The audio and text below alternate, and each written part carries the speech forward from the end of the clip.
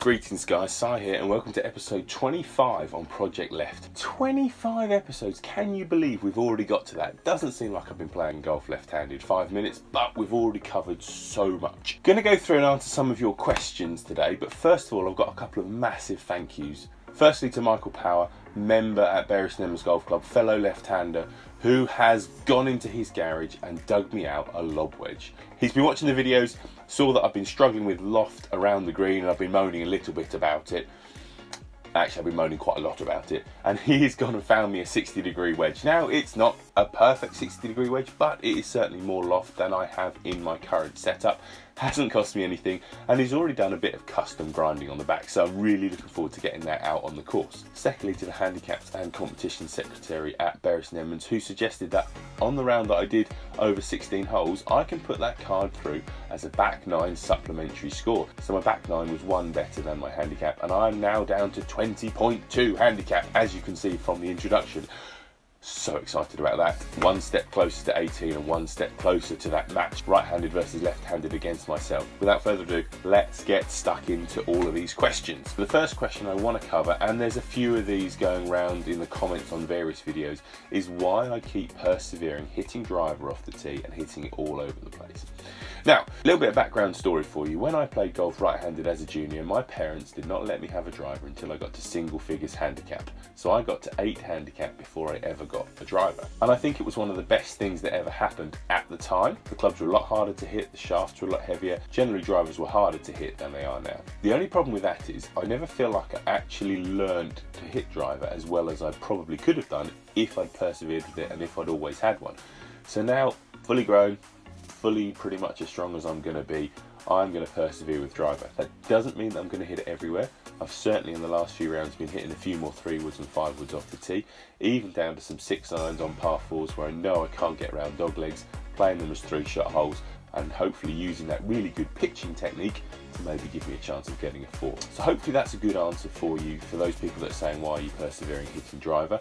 I'm going to keep trying with it because I want to learn. It's a skill that I really need if I'm going to get this handicap down. Distance is something that's going to make a massive difference, as you guys saw when I shot that 89. Okay, so the next question is kind of similar subject, all about equipment, and it was from my Callaway Performance Fitting Centre videos that I released. Basically, this person is saying they like the idea of me just getting a half set to become creative, to learn those shots, to learn those in-between shots, and also personally to prove a point that you don't necessarily need 14 clubs in the bag when you're at a higher and middle handicap level. To me, it adds confusion rather than that clarity of choice, and also that confidence. If you think about you have X amount of confidence, if that amount of confidence is spread only over 8 or 10 clubs, it's going to be better than that confidence being spread thinner across 14 clubs where there might be 2 or 3 that you feel like you hit more bad shots than you normally with other ones. And confidence is such a massive thing, and also creativity. So one of the things I don't feel like I learnt properly right-handed was those half shots in the middle of the bag, those 3/4 and half 8-irons, 6-irons, 7-irons, 5-irons, those sort of shots. I never really felt like I had much control at that length of the bag, and that's something that I really want to develop in my left-handed golf. Wedges were a bit different. I had the 3/4, I had the half shot in the wedges, that's fine, but I never felt like I created that skill in that middle area of the bag. One of the holes at Bury, the short par 3 9th hole, 127 yards from the back tees, and for me that's a good pitching wedge left-handed, but if there's any wind into my face, I've been hitting a 3/4 8-iron, and actually it feels like I've got that shot in my locker, in my arsenal. Is definitely going to be something that serves me well in the future.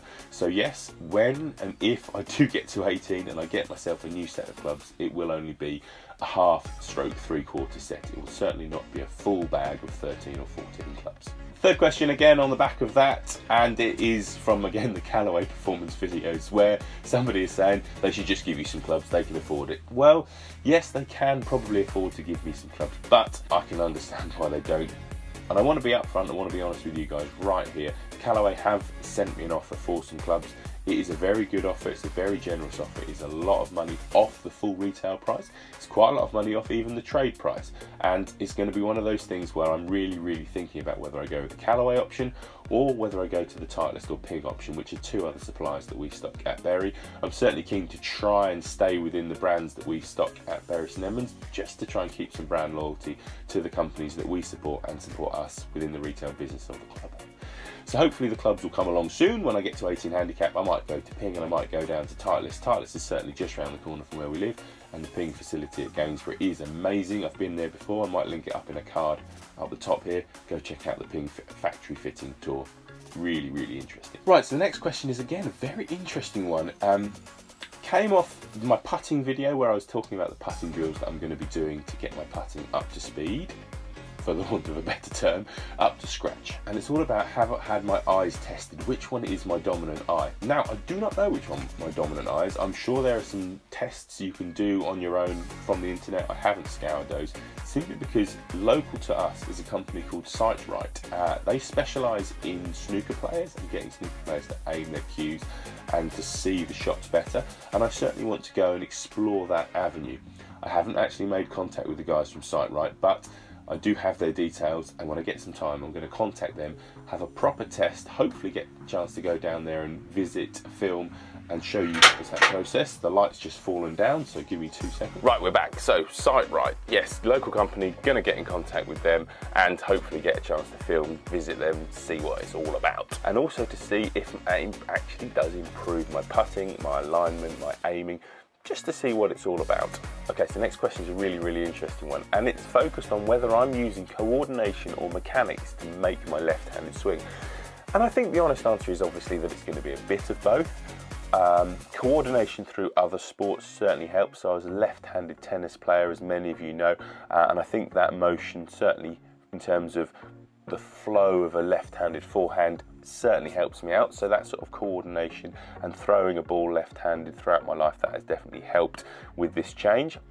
And also there's an element of mechanics, so I generally know what the movements are supposed to look like. It's actually a different thing to put those elements together on the golf course. I think it's quite easy, and this is where the idea for this started, was that I could hit a nice 7-iron off a flat mat in a lesson, do a nice demonstration left-handed, but actually getting out there and scoring on the golf course is a tough thing to do. I'm really enjoying it, and hopefully you guys are enjoying that process too. So I'm going to certainly work a lot harder on the mechanics of the game through the winter, when I'm not going to be able to get out on the course quite as much. But I think to start with, it's probably leaning slightly more towards coordination with a little bit of mechanics thrown in there. Okay, so this question is a little bit of a rant, but I certainly understand and appreciate this sentiment, this suggestion, and this is definitely a platform to air that. So the question is talking about how it's difficult for left-handers to try equipment out, and certainly to get that equipment on course to test. We obviously host demonstration days where the companies and manufacturers bring equipment down and we take it to the range, and people have a go at trying stuff out. But there certainly isn't enough left-handed equipment then given to my left-handed golfers to take out to the course to try. And as we've always said in our review process, you do need to take the golf clubs on the course to see if it actually makes a difference. If a driver carries the bunkers on the 3rd and gets around the dogleg on the 5th, where your old driver didn't, or it gives you more confidence to make that motion to hit the ball past those doglegs or bunkers or corners or trees or water or whatever, then actually you've got a buying decision to make. If it goes as far as your current driver, which was possibly fitted for you, and if the club is well fitted, then these new equipment isn't necessarily going to make massive differences, then you don't necessarily need to change your equipment. But if you can't take it to course, it's not going to help you out. So David, I feel your pain. I'm certainly in that bracket with you now. Having just tried to find golf clubs to start with was difficult. And then when I went to Golf Bidder the other week, there was a wonderful display of putters. Hopefully I'll be able to link this up, the video that I took up here. But there was a tiny corner of left-handed equipment, even in such a big second-hand company as Golf Bidder. The left-handed side of the market is much smaller. I understand why. There are certainly a lot less left-handed players than there are right-handed players, but it certainly should be something that I feel the companies could do more to promote and to help. Even if one of these manufacturers did become a little bit more left-handed friendly, people do support brands in golf. If Ping suddenly said, right, we're going to chuck you in 2 drivers left-handed as part of your demo set, no extra charge, but we're just going to put them in there, I can guarantee you, when we do our fittings, those are all going to be Ping drivers for those left-handers, because that's the only thing they can try. So companies, have a little think about it. It certainly would make a massive difference to us left-handers. Yeah, I'm going to class myself as a left-hander now. Okay, so last question, and it's 2 comments together, but I think they definitely say the same thing. And it was all about my end card video last week. And again, it was something different that I wanted to try. I'm really keen to do tutorials. Some of the stuff that I learn here on the filmmaking side, I want to pass on to you guys. I want to pass on to the people of the internet, any skills and anything that I learn. And also, it helps me as a communicator, as a coach, as a teacher, if I can digest, analyse, understand concepts and then pass them on in hopefully a simple to understand way. The general feedback was that it was a little bit too technical last week. I've got another technical video coming out on Monday where I'm actually going to film an introduction sequence that I'm then going to use for all of my Project Left episodes going forwards. And hopefully that's going to be a little bit less technical, a little bit more manageable, a little bit easier to digest. And again, hopefully it'll be enjoyable and entertaining for you. On that note, thank you very much. If you've got to the end of this video, well done, you've stayed till the end. If you commented, sent me questions, or anything like that, gave me any feedback during these first 25 episodes of Project Left, thank you very much. Let's try that end card, shall we? If you click the button up here, that'll be the subscribe button and that'll give you all of our content as soon as we release it. Just down here will be a video a little bit more about Project Left, why I'm doing it. If you haven't seen it before, go watch it. And hopefully YouTube are going to put a video just here that'll be of interest to you guys that you can watch next. So that's an episode of Project Left done. I'm Simon and we'll see you soon. Bye-bye. Oh, hang on, ending.